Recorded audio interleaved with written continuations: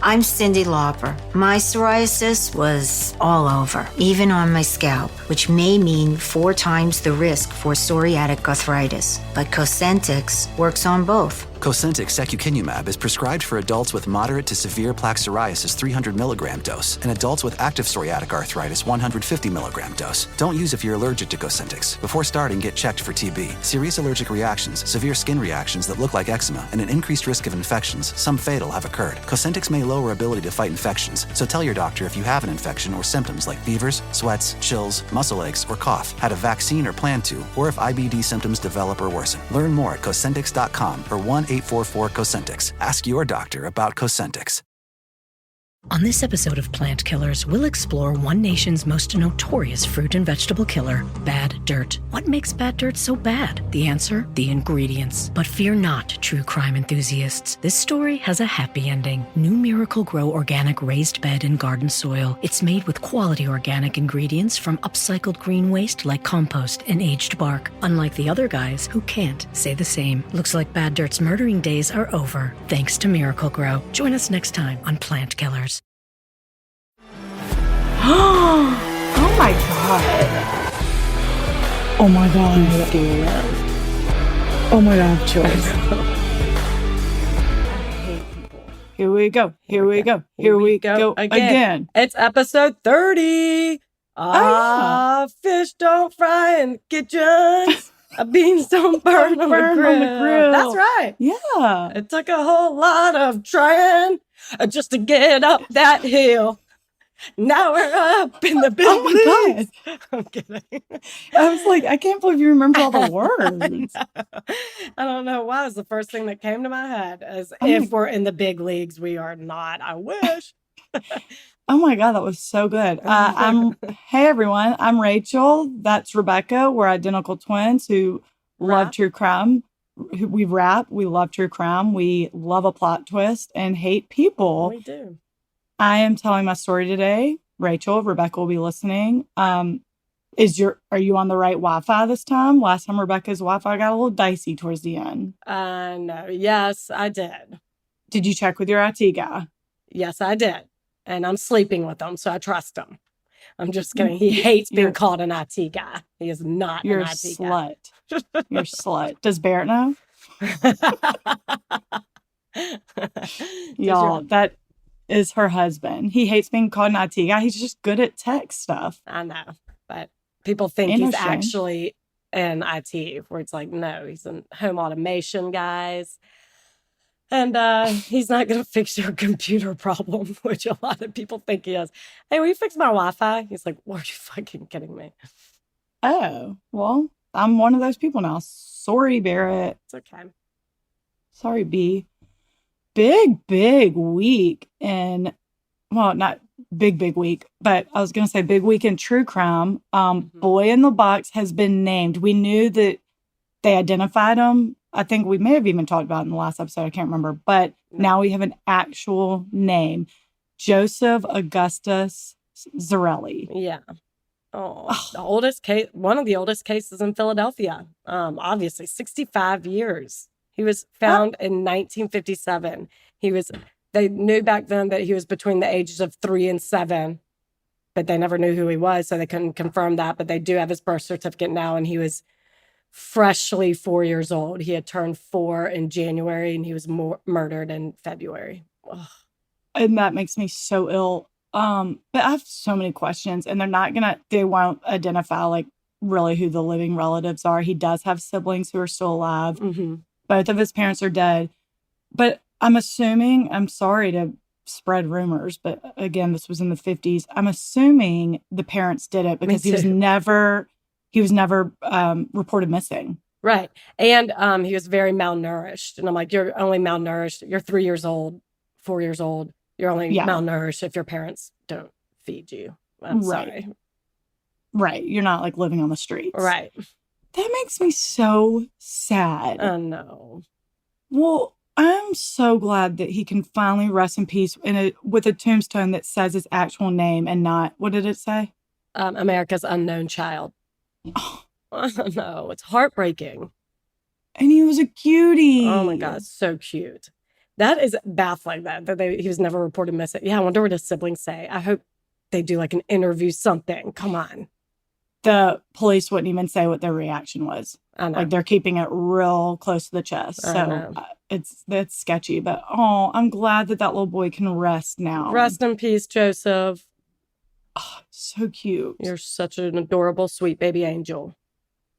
And then we've said this the past, 2 to 3 episodes since the Idaho case has been ongoing. We hope by the time this episode airs, there's more information. But so far, there's really hasn't been. This week, they have said this week, I think 2 days ago, that now they really want to talk to the person with a Hyundai Elantra. Yeah. A white one. Mm-hmm. I don't know. We don't know why, but they do. There's a lot of, we've posted like a couple of videos on TikTok that are like things we know, because if you are in these Reddit and Facebook forums, there are rumors, hearsay, like the most insane, like my brother-in-law's best friend's cousin is a detective in Idaho, not far from Moscow. And here's what he hears. It's just, I'm like, all right, stop. Don't type anymore. Right. Drug cartel, all drug that. cartel, the whole thing. So we've been posting like from the Moscow PD website. They have updates as they come. Like, here's what we actually know, because it's confusing. Right. And it's hard to keep up with. Like, I would love to be the go-to for all things Idaho murder, but like every morning there's an update and there's not really an update. They're just reiterating what we already know. And it's hard to keep up with. You have to be constantly refreshing Google to get any new information. Right. Well, their website really does have like a that's good to know. Designated spot. That's where I've been making the TikToks of like, here's what we know. These aren't the rumors. This is from Moscow PD. There's a lot on my latest. Moscow, not Moscow. Yeah, it's Moscow. Oh, okay. My latest TikTok has so many comments about whether or not the roommates are involved. I know. And I just gotta say, maybe I'm naive. I just don't think 2 19-year-old girls or 20-year-old girls could do something like that. And they were cleared. That's being cleared is unofficial. The police could come back and be like, never mind, they're not cleared. They're persons of interest. If they had real hard evidence that they are involved, I don't think they would be allowed to leave town, which I think they went home to their parents' house.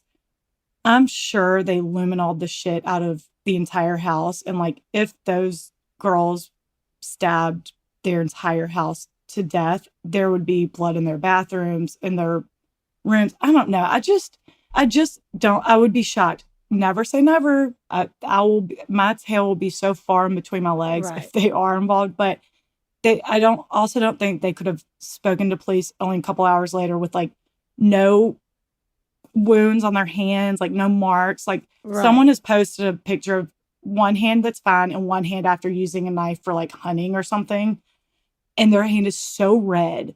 Like it's just, I don't know. I think there's probably a couple of things that cleared them immediately. Right. Can I tell you my theory? I don't know if I should. Sure. What if, so Kaylee had the stalker. What if that's all true?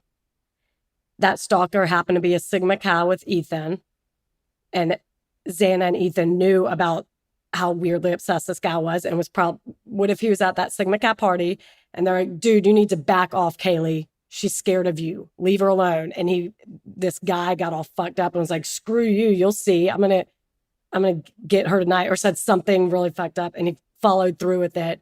And then knowing Ethan and Xana were in the house, they're like, shit. They know that I'm obsessed with Haley. They're going to know it's me, and so I have to kill them too. Because I would kind of explain, like, why kill Ethan and Xana? So Maddie and Kaylee were in the bed together, and so it just seems like, based on Kaylee's dad's comments, seems like Maddie was kind of collateral damage, which is so sad. But he said that Kaylee's injuries were far worse than any of the roommates, they said. But I'm like, so what if he killed Maddie quickly to get her out of the way, and then went on to, Yeah, no, I get it. They've said they've determined the link of the story of Kaylee's stalker. Apparently, in mid-October, she went into some local business, they haven't said what, and 2 guys followed her in. When those 2 guys got in, they parted ways, and one of them was following Kaylee around the store. She left. He stopped following her. He never spoke to her. But police found out who these 2 men were, so they went and talked to him. And they're like, what was your plan? What were you doing? Why were you following her around? And they said, to meet women. So, like, they're creepy. Yeah. They're creepy, but the police cleared them. Like, they're like, they had nothing to do with it. That's how the stalker story got started. I do think Kaylee was probably the target because her injuries were severe. And also, that kind of could make sense, too, because Sigma Chi is very close to their house. Right. But not even necessarily Sigma Chi. It could just be someone that Ethan and Xana know, or a friend of Ethan's that he's like, leave Kaylee alone. And so they knew too much, essentially. So he had to kill them too. My question is, if that were true, if it was someone in and out, like, did they shower there? There's no way anyone could have left that house covered in the amount of blood they were probably covered in, and then gone home to like a fraternity house or a house of roommates and been like, hey, what's going on? We don't know. And then that. also, it was by the time he left, it was probably 4-8. What do we know about how long it took? Because they were killed between 2 and 6, right? There's no one out. That's a real risky game to play. There could be anyone out. To walk out covered in blood, that's my biggest question. Is like, how did they get out? And getting out wouldn't be the issue. His car could be parked there, right there. You just run to your car. Yeah, maybe that's why they want to talk to the Hyundai. Exactly. Yeah. I don't know. Or he could have lived alone. You don't have to live in a fraternity house. You don't even have to be in a fraternity. Again. No, I know. But that stems from, a lot of chatter about it was probably Sigma Chi. And then they just ran back to their house. And like, they did not walk into anyone's house with a bunch of dudes there covered in blood. There's no way. Mm-mm. I don't know. I need someone to crack the damn case. And I'm thinking police know more, obviously, than we do. They're not releasing all the information, but oh God. I know. I cannot wait to know what happened. Me neither. It's so sad. It's so sad. So senseless. As they all are. This will be airing December 15th. It's the Christmas holiday. We've been watching all the holiday movies. It just puts me in a good mood. Mm-hmm. I've been putting on like Charlie Brown for the kids and the Flintstone Christmas, y'all. I'm so nostalgic over the Flintstones Christmas. Although I don't think I've watched the right one. We used to watch just one in particular every year as a kid. And I look it up every year. Never can find it. But I did find what I thought was it. But I'm like, no, this wasn't the plot. It's still good. But you have to buy it. It's the one when Santa breaks his ankle. Yeah. Yeah. I bought it the other day because Carolyn was home and I wanted her to watch it, and secretly I just wanted to watch it. Sure. But you have to, or I'll sign up for a free trial of like Boomerang or some bullshit streaming service. So do that. It puts you in the spirit. Happy holidays, everyone. Now let's talk about murder. Oh, Jesus. Let's, though. I was literally typing this at like 4 a.m. and like a Hallmark Christmas movie came on. I was like, oh my God, cheesy and fun. And I was like, and then he stabbed him 35 times. Mm-hmm. It's ridiculous. But really, let's talk about it. Let's. Okay. Again, this is Rachel, and I'm telling y'all about the Eastburn family murders. Oh, yeah. I know somewhat of this. You're a bitch. I'm sorry. I just take my craft very seriously. You commute to work. That's where I get screwed. Working from home has screwed me because I don't get to plug in a podcast or a YouTube or a whatever. So I think you don't know everything. I'll tell you that right motherfucking now. Oh, okay. You know See, I was about to say, I mean, I know like the overall the ins and outs. Again, I don't know. You know shit. We'll see about that. Okay. My sources are Crime Zone on YouTube, Crime Wire, Generation Y podcast, 2020 Wikipedia, TrueCrimeEdition.com, CNN, and LA Times. God. I had to do a lot of research. Clearly. You'll see. In May 1985, Katie Eastburn and her 3 daughters, Kara, Erin, and Jana, aged 5, 3, and 22 months, were home in Fayetteville, North Carolina. Katie's husband, Gary, was a captain in the Air Force and at the time was doing a 10-week training at a squadron officer school in Montgomery, Alabama, while Katie stayed home with the kids in Fayetteville. Fayetteville's where Fort Bragg is. Big military town, if y'all don't know. They say plants like music. Yeah, no, like really, they respond to the vibrations of it, which means that this playlist you're listening to, the plants are too. You know what else plants like? Organic soil from Miracle-Gro. It's made with all the best stuff like wood fiber and compost. Plus, it's OMRI certified organic, which officially means it's made with superior ingredients. And when you give your plants the stuff that makes them happy, they won't judge you on your iffy playlist. Hear that, plants? So go ahead and give them Miracle-Gro. Gary had recently accepted a position with the Royal Air Force, so they're preparing to move to England. Fun. Isn't that cool? Yeah. They had a dog named Dixie and decided not to bring him on the move, so Katie put an ad in the local newspaper to sell the dog for $10. I knew that was going to be sad. It is sad, but please know, it seemed like they did not take this decision lightly. They were really sad about it. The move overseas meant the dog had to be in quarantine. Like, it was going to be a really sad transition. So they were like, we can't do this to the dog. No, I wasn't judging them at all. It's sad for them because no one wants to give away their dog. It's better for the dog situation. Right. Yeah. And $10. It's a steal. What kind of dog? An English setter. Oh, he would have gone back to his homeland. I know. But those are expensive, I think.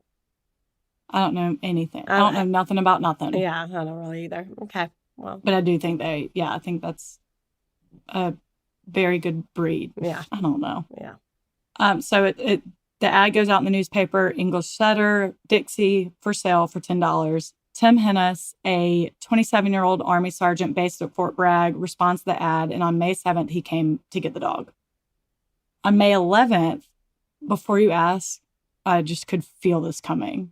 It's 1985. I know. No, you didn't. Yes, I did.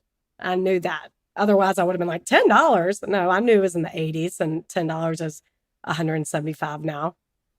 I have no idea. I just felt it coming because you always say, wait, sorry, what year is it? I do always ask that. I do that too. It's 1985. So on May 11th, 1985, Gary is at a payphone in Montgomery waiting on Katie to call. This was something they did every Saturday night, very standard routine. This is their plan. So when she doesn't call, Gary's worried that something's wrong and he calls the police to go over there. What a good husband. Wait, she calls from a payphone every Saturday night? She calls from her home phone to the payphone every Saturday night and he waits by it. Yeah, it's the 80s. I know. How do you know the payphone's number? Or like, I think the payphones had numbers on them. They did? How did we know that? How did we do that? There's still a payphone next to my kid's daycare. I'm going to look at it. Look at it. Tell me the number. I'll call it and you answer. Okay. This Saturday night. I'm kidding. Don't poke fun at the Eastburns. I'm not. I'm kidding. I was just kidding. I wanted to guilt you. I'm just kidding. I just didn't remember that's how we did it back then. Anyway. 85, we were -2. You didn't do it any sort of way. I know. Any way. Okay. Forget the payphone. I'm sorry. It never rang. So he's worried. He calls the police to go over there. Police show up at their home, but nobody's answering. It seems like no one's there, so they leave a note on the door telling Katie to call Gary. Note, he didn't call for like a full-on kick-in-the-door welfare check. His first thought when she didn't call was one of the kids got hurt and they're at the hospital, like fixing a broken arm or something. Yeah. So on Sunday, May 12th, which was Mother's Day, their neighbor Bob notices that newspapers have been piling up in their driveway, yet their station wagon, which is their only car, was still parked. So that seems weird to him. Remember, military town, they're very observant and very tight-knit. Yeah. So Bob goes over there to see what's going on. He's knocking, ringing the doorbell. Nobody's answering. and then he hears a baby crying. Oh. He runs home and tells his wife to call 911. A cop shows up and looks in the window and sees Jana, 22-month-old, standing in her crib, wailing. I remember that part, and I hate it so much. It's so sad. So the cop gets in through the window, grabs Jana, passes her through to Bob, and as he's doing that, he notes that the house smells horrible. Oh, God. Poor little Jana was dehydrated. Her diaper was extremely full. She had been left alone for about 3 days. They took her to the hospital, and the doctor said she was hours from dying. That makes me so sad. I would have held that baby so tight. Bob's the neighbor? Yeah. Okay. Detectives Robert Biddle and Jack Watts show up to search the home. They find a pair of jeans and some buttons from a shirt and women's underwear on the floor in the living room. Trigger warning. Oh, God. They find 5-year-old Kara in her bed under a blanket. No. She was dead. No. In the primary bedroom, they find 3-year-old Aaron dead on the floor on one side of the bed, and on the other side of the bed was Katie, also dead, naked from the waist down. Oh, my God. They were all stabbed and beaten to death. Oh. Katie was also raped. Oh, man.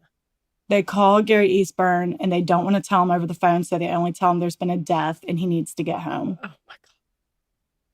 Gary is not a suspect since he was in Alabama at the time, so they really don't have anything to go off of, except that Gary knew that someone bought the dog, but he didn't know who. Mm-hmm. Their only true witness is 22-month-old Jana. Can you imagine? We both have kids that age. What if an investigation was up to Britton or Carolyn? Oh, my God. Poor angels. I mean, it couldn't be done. That's not a witness. They can't. Right. Yeah. Too young. But, yeah. They do bring in a child psychologist to talk to Jana, and at one point she says, "Hide from the burglar, he's gonna come get me." And this is all on tape. She also says, "Shh, don't say anything." So the child psychologist concluded that Jana likely didn't see anything, but she probably heard stuff. Detectives also figured that the killer may not have known that Jana was in her room, otherwise she probably would not have been spared. Maybe she was asleep, or based off of what she told the psychologist, her older sisters may have hidden her in her crib.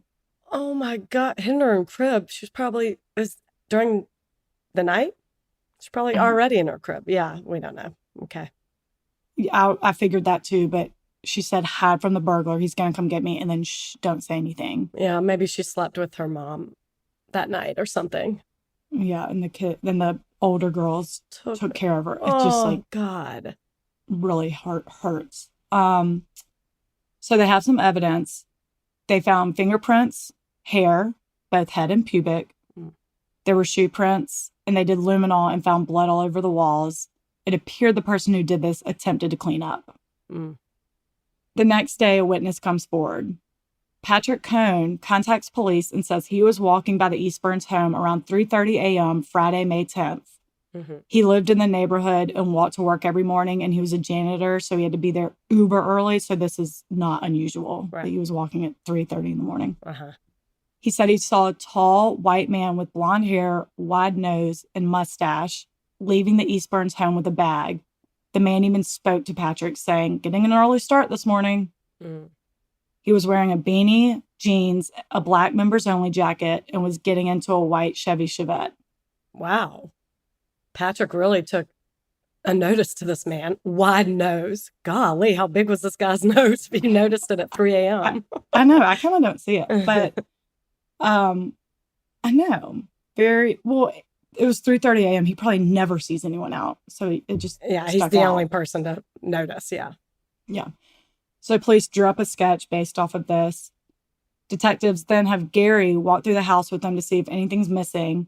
He notices that Katie's ATM card and a piece of paper that she kept the PIN number on were both gone. So detectives need to determine exactly when the murders happened so they can look for any charges after that date. They look at the newspapers that were piling up in the driveway, and the first one was May 10th, which matches up with Patrick's story. Oh, yeah. On May 15th, detectives put out an alert on the news that they need to talk to whoever drives a white Chevy Chevette and recently bought a dog. Tim Hennis is at home eating when he sees the alert on the news, realizes that the woman he bought the dog from is the same one who was murdered. Oh, yeah. So he, his wife Angela, and their baby Christina go to the police station. They have like a newborn baby. Mm-hmm. Police are immediately suspicious of him because he looks exactly like the sketch. A giant nose. I pictured the like a caricature on the like that you draw on the boardwalk with the big features and just having a big ass nose. No, it's not even big. I don't know. I don't see it, but okay. Well, I picture a cartoon character. Well, then do that. They start interrogating him, obviously. And Tim says he did buy the dog and picked him up on May 7th, just before 9 p.m. He told Katie he wanted to make sure Dixie got along with their other dogs. So Katie was like, that's fine.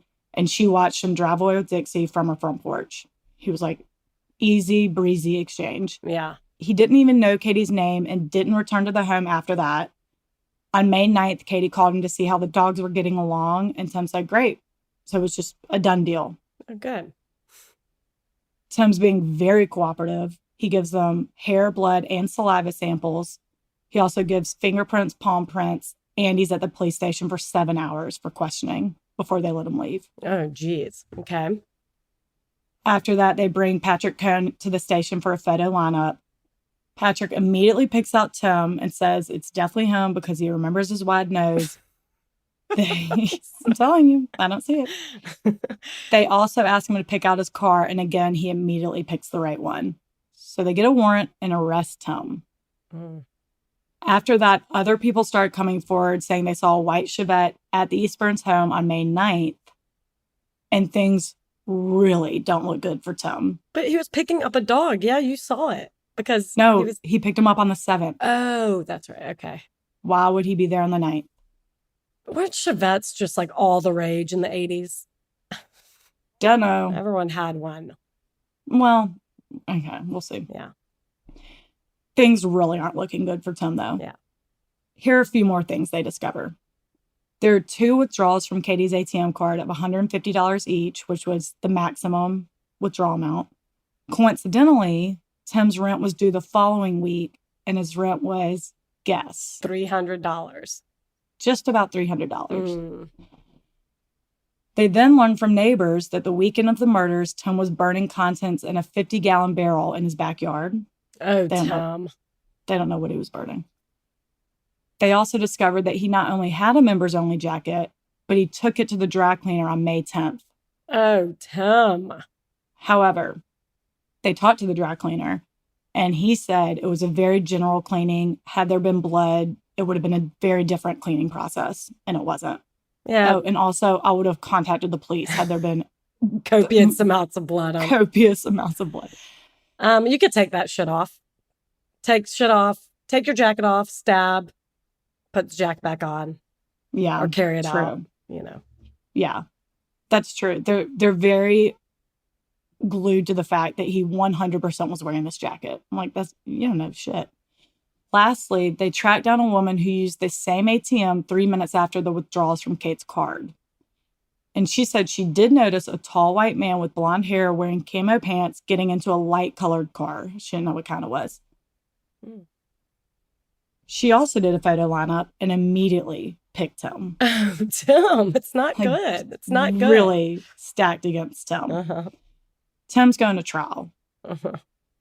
Since he's in the Army and charged with killing an officer's family, it could have gone to court-martial, but it didn't happen on base, so they were like, it can go to civilian court trial.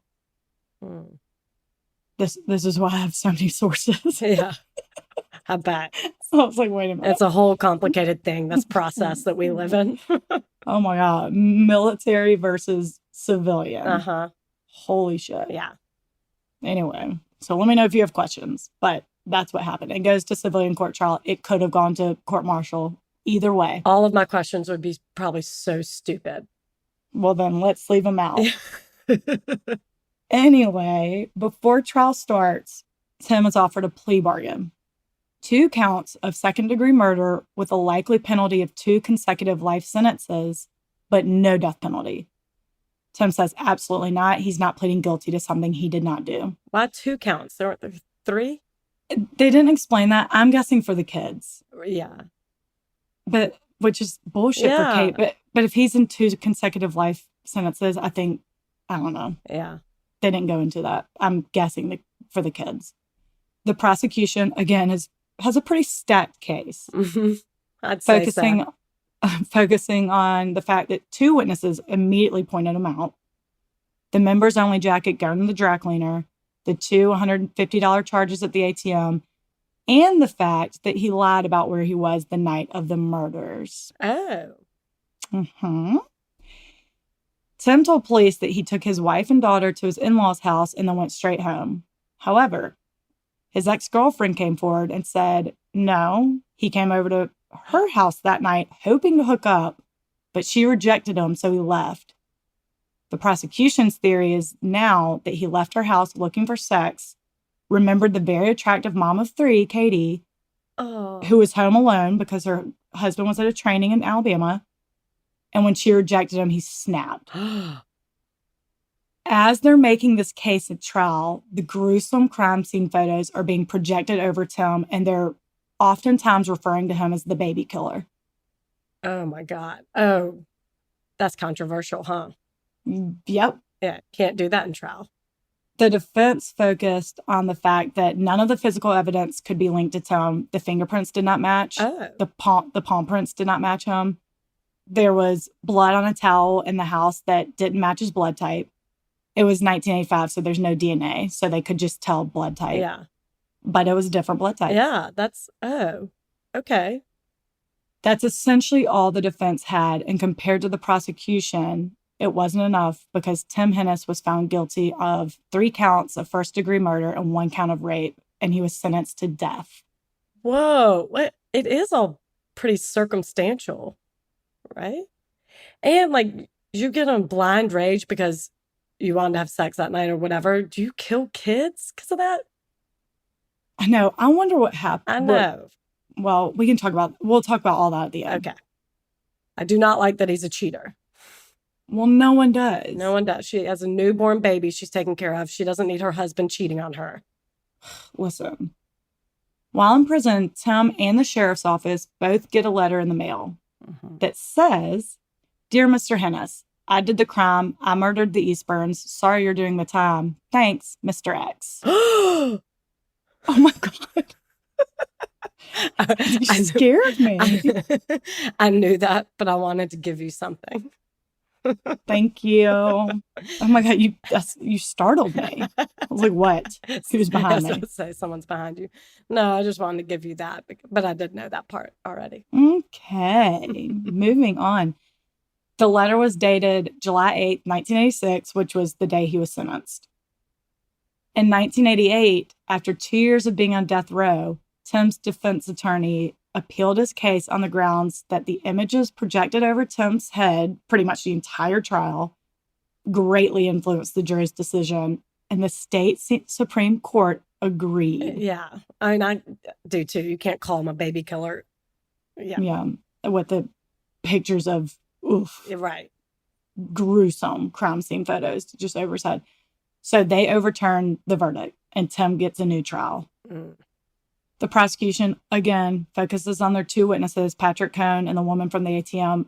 No, we don't know her name, by the way. Okay. But both witnesses are back better than ever. But this time, the defense goes all out because they learned a lot of new information between these 2 trials. For starters, they discovered that a few months before the murders, Gary and Katie had been receiving weird phone calls, usually sexual in nature, from a man asking for Katie by name and like saying he was about to come over. Oh, that I did not know. I don't remember that. They also discredit the 2 witnesses.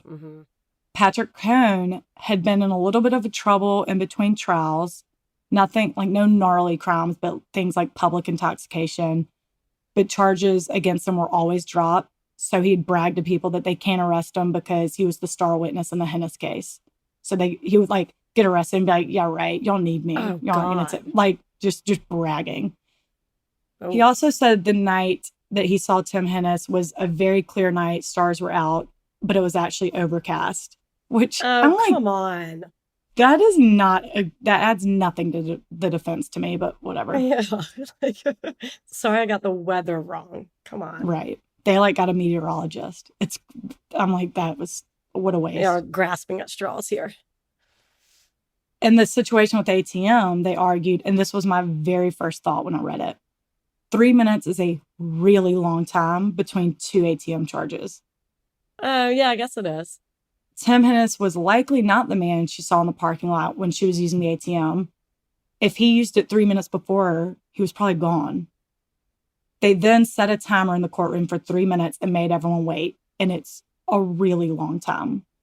But, so they think she saw no one? She's lying? No, they think someone... They only have the two receipts. Tim Hennis's, and then there was no one in between, right? Oh, I did not drive to Fayetteville to case this ATM, but I'm picturing it in like a shopping center or something else around it where she probably saw a man in the parking lot. He may not have used the ATM. Oh. And was like, oh yeah, I saw a man. Because the other thing is she pointed him out immediately, but by this time, his face was all over the news. Oh. So she saw a line and was like, oh yeah, that guy, I've seen him. His face was all over the place. Yeah. So that's how I picture it. I don't know where this ATM was, but I think she was probably walking up to use one and saw a man that resembled Tim somewhere in the parking lot and was like, oh, yeah, that must have been him. Oh, yeah. Okay. Obviously, they went back to the evidence saying the blood on the towel didn't match, the hair didn't match, the fingerprints didn't match, the palm prints didn't match. And this is what they did not know. The footprints found outside the house were from a shoe that was 3 sizes too small for Tim. Oh, God, I don't remember any of these details. I know I keep saying that, and I'm sorry, but God, I'm trying to piece it together in my mind, and this is baffling. Okay. Yeah. The prosecution again brings up how Tim dry cleaned his members only jacket the day of the murders, and that's sketchy. So the defense bought a members only jacket, covered it in blood, had it dry cleaned, and then put luminol on it, and it lit up. Oh. You could see all the blood. Mm-hmm. So they then put luminol on Tim's jacket and nothing. Mm-hmm. But again, I'm like, so he wasn't wearing the jacket then? Right. I don't know. The jacket is you take it off, you put it on. That's how it works. That's how clothes work. So that's how, yep. And Tim knew that. See, he was one of those smart fellas who knew that clothes come on and off. Uh-huh. The final hoorah for the defense is a brand new witness. This is crazy. A man named John Rapal. Don't know if I'm saying that right. Mm-hmm. He came forward and said he lived down the street from the Eastburns and often had trouble sleeping. And when he did, he would take strolls around the neighborhood, usually around 3 a.m., and he almost always wore his beanie and members-only jacket. Oh. The kicker is he looks exactly like Tim Hennis. He's tall, blonde, has a mustache. You 100% would confuse him. It's insane. Why the F he didn't come forward during the original investigation? Who knows? You are not only wasting time, but taxpayers' dollars, sir. Come forward. I mean, didn't think that was important a couple years ago, punk? Right. Does he remember talking to Patrick and saying early start this morning or whatever? No, yeah. He didn't admit to any of that. But I mean, come on, that's a little crazy. The jury deliberates for 2 days, and on April 19th, 1989, they find him not guilty, and Tim Hennis is free to leave the courthouse with his wife and daughter. Wow. Tim was honorably discharged from the Army, but after he's released, he re-enlisted, serving in Operation Desert Storm and Somalia. He was promoted multiple times, and in 2004, he retired as a master sergeant. Wow. Yeah. Very good marks in the Army. Yeah. He moved to Washington with his family. At this point, he and Angela also had a son. Mm-hmm. Tim was a scout leader. He was just living the good, wholesome family life after being wrongfully accused of murder. He went on to become an advocate for people who were wrongfully accused, making public appearances with other former inmates to discuss how wrong the justice system can be. Scott Wisnett, a former editor and courtroom reporter from Wilmington, wrote a book called Innocent Victims about the Eastburn murders. Scott interviewed Tim for it. They were promoting it all over the place, making it a big deal. Ultimately, there was a TV movie about it. Oh, what was it called? Innocent Victims. Oh, okay. Go figure. I know, sorry. Scott even started teaching seminars about advanced criminal intelligence techniques and using the Eastburn murders as a case study about how investigations can go wrong and the new technology that can now solve cold cases. Things like DNA, obviously. Right. So after one of these seminars in 2006, a detective named Larry Trotter, who worked for the Cumberland County Sheriff's Office, which is Fayetteville, North Carolina, went up to Scott and was like, if they extracted the sperm from Katie's body and couldn't do anything with it back then, now we can do something with it and actually solve this case. Because mind you, this case is cold now. Yeah. Yeah. So they send the two, he's like, good point. So they send the 2 swabs of sperm found in Katie's body to 2 different crime labs in North Carolina. They got the results back and both found that with a 12 trillion to 1 certainty, the DNA matched none other than Tim effing Hennis. Tim motherfucking Hennis. So many questions, though, I'm running through my mind. But okay. The sperm did, so they had sex. Yeah. She was raped. We already said No, that. I know. But that doesn't necessarily mean he killed her. Like, what if it's consensual? Wow. You're really moving ahead, and I'm going to slay you for that. Oh, my God. Okay. Wait. Cut it. You're a bitch. No. Hold on. You'll see. Well, but I meant, like, couldn't that mean that if it's blood, if it's not his blood, his fingerprints, his shoe print, I don't remember. Okay, keep going. Okay. It's just, okay. Fuck you. Wait, No. I was just playing devil's advocate. No, don't. Because here's what you're thinking. Because I'm going to move on and we're going to get to those points. Rebecca. All right. Rebecca, I want to make the record show that you said that, not me. I'm going to move on with my story. Ugh. I know what you're thinking, though. He's already been acquitted. Per double jeopardy, You cannot be tried for the same crime twice. Guess what? Again, here's why I have so many sources. Because you can in the Army. There's an exception called dual sovereignty. Yeah. The state could not take him back to trial. That is double jeopardy. Right. But because the federal government is considered a sovereign authority, it's separate from the state. And since he re-enlisted in the Army like an idiot, the case can be retried by court-martial. Yeah. So 2 years after his retirement, the Army called him back into active duty just to arrest him and charge him with the murders. Nice. There's a lot of online debate about this and how fair it was, especially the quote loophole to double jeopardy. But what can you do? It's in the Constitution, and it finally works in the favor of children who are victims of a violent crime. Oh, good. It reminds me of that tweet when the Constitution, the Second Amendment came up, of course, during the 12 millionth school shooting of the year. Mm-hmm. And that guy had tweeted, I don't know, man, maybe some dudes from the 1700s who owned people and would be mystified by a microwave weren't right about everything in perpetuity or whatever that tweet was. I remember that. I don't know, man. I don't know. Maybe not, though. Probably not. Yeah, maybe that group of racist white guys just didn't know it all. But in this case, I'm fine with it. Oh, yeah. I mean, whether it was the loopholes or the right or the justice system so messed up, blah, blah, blah, it put a murderer away. Of children. So, and of Katie. Well, we don't know if it put him away yet because I have to tell you about the third trial. Oh, God. Well, this one, it's short because DNA. Mm-hmm. Tim maintained his innocence, saying he swears he only got the dog and never went back to the house. And the defense was like, really? That's so crazy that your DNA matched the sperm with a 12 trillion to 1 certainty. Right. Do you understand? That's 12 with 15 zeros behind it. Yeah. And he immediately changed his story and said that he did go back there a couple days later to have consensual sex with Katie, but he didn't say it before because Gary had been through enough. Fuck off. I'm sorry, that's your defense, and this is what your point was earlier. So he's saying he went back over there, had consensual sex, and then, mere coincidence, a murderer came in after him and killed the family. It's just a little much. And the defense got a lot of flack for this because an entire family's been murdered, and now you're going to drag Katie, the victim's name, through the mud, saying she was cheating on her husband.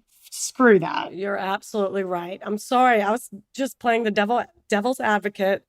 If I were a listener who never heard the story, and maybe I didn't remember Tim saying that, but maybe I like subconsciously did, and I was playing it in my head, and I didn't know if that was true or not. So no, absolutely not. That would be ridiculous. I just kept on the blood, the shoe print, that whole every other thing not being his. I'm like, wait, I'm baffled.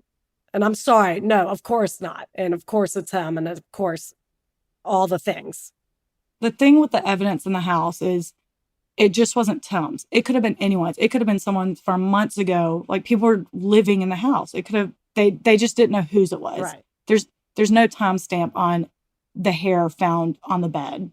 Like, that could have been forever ago. And the blood was not, it wasn't a towel just covered in blood that cleaned up at the crime scene. It was like a couple of drops. Yeah. And it was not his blood type. So that wasn't his, but it could have been anyone's. Right. Yeah.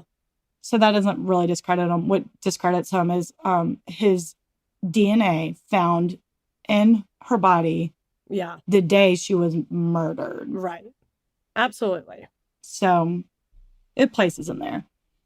On April 9th, 2010, Jana, who is now 27 at this point. Oh my God. And Gary sat in the courtroom for the third time and watched the jury find Tim guilty on 3 counts of premeditated murder. Wow.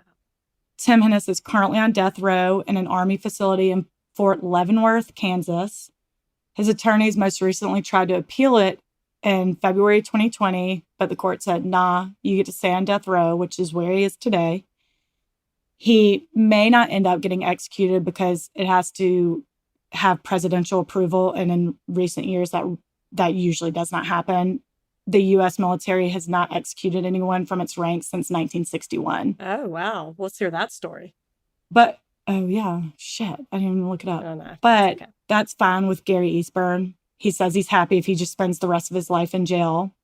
Speaking of, Gary and Jana did end up moving to England as planned. Ask. They did end up moving. And in 1991, Gary met and remarried a nurse who Jana said in an interview was the only mom she ever knew. Oh. And she loves her. She was like, I wouldn't want her to feel any other way. Oh my God. I just want to hug that baby. I can't imagine. She's an adult now. I know. Wait, so Tim would have had to kill the children maybe first before Katie, raping Kate. Like, the worst last moments of your life. I personally think he did it before. Did it. Yeah, I think only based off the child psychologist saying, don't make any sound or whatever she said. Crap. Why did he do that? He's a fucking psycho. Oh my God. Were you going to ask if I think he's guilty or innocent? No, I was going to ask if you think that motive that they suggested before, like he wanted to have sex, he made advances and she rejected him, whatever, and he flipped, was the case. I just would you kill children of that? Like, they were asleep. Well, I'm wondering if that is the case, he got the dog shortly before 9 p.m., he said. Maybe the kids were asleep. Maybe he didn't even know she had kids. Yeah. And when he went over there and realized, 2 of these kids could talk and identify me. I don't know. I think he's a lunatic. Obviously. Oh. Isn't that the worst? Yeah. But I was like, surely he didn't do it. After that second trial, it was pretty good. I remember that. The footprints they found, they were just someone's footprints. It could have been Katie's. It was the 80s. I know. That's true. That's true. How did he write the note to himself in jail? Oh, I don't know. Or maybe he got a friend. I don't know. That's interesting. I'll post the note. Oh, okay. Please do. It's very bad handwriting. Boys usually do have bad handwriting. Generation Y theorized that he used his left hand. I don't know if he was left hand or right hand. His less dominant hand, I'll say. Yeah, probably. I mean, it just looks like that. Wow. What a piece of shit. And I'm so glad that he voluntarily gave all his DNA in the 80s thinking, what are they going to do with it? Yeah, that's what he did. Yeah, that's why he did it. He was so confident that DNA testing wasn't advanced at all. He re-enlisted in the Army. And on that note, his defense attorneys apparently were like, do not re-enlist in the Army. And he's like, there's a whole I'm set free of rules. As a bird. Yep. had he never done that, he really would not be in jail. Yeah. Oh my God. I'm sorry. It's very controversial that the Army called him back into duty to arrest him. But I'm like, but he killed an entire family. I know, sure. Entrapment or whatever. I don't know what it is, but it's not. You can be called back into active duty if you're retired. I know, but with the sole intent to bust you for a crime, which, don't get me wrong, it put a murderer away. So I don't really care how they did it. But from what I read, one of the purposes other than like war is for court martial. I believe. God, what if people are? I know I read that. If it's from one of the credible sources, I'm not sure. All your sources you read seem pretty credible. Yeah, that's true. It wasn't like National Enquirer.